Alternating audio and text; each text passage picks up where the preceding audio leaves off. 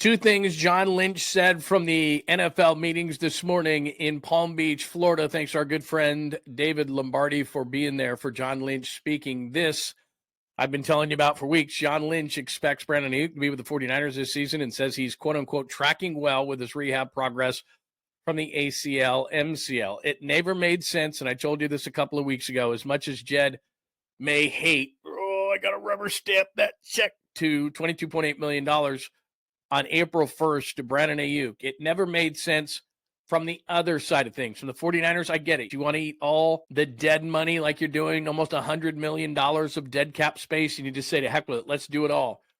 A few things at play here, though. From the other side of things, you're telling me that you want me, the other team, who is going to trade with the 49ers, to write a $22.8 million check to pay over $25 million in salary, so more than $53 million plus into this whole thing, for a guy who may not play till midseason. That never made any sense. The Cleveland Browns, I told you, was a bogus report. It was.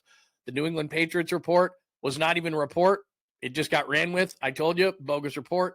It was. It never made sense for the other teams to trade for Brandon Aiyuk. And actually, this is really good news for the 49ers. He rehabs and he comes back.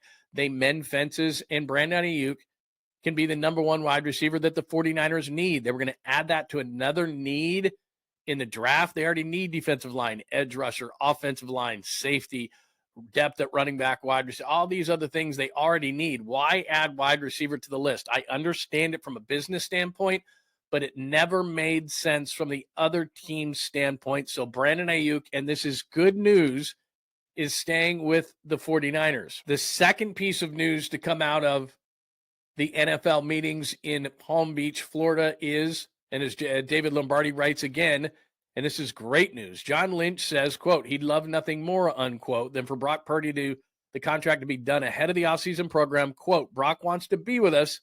We want Brock to be with us. When that's the case, things get done. Hopefully it happens really soon this offseason, unquote.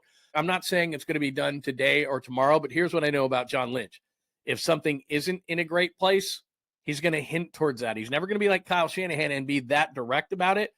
But if John Lynch is saying in this case that he essentially feels good about the Brock Purdy contract negotiations, then something has got to be close. This is not Trent Williams holding out. This is not Brandon Aiyuk holding in. You don't like those guys to do that, but you can live with it. Nick Bosa getting done in September.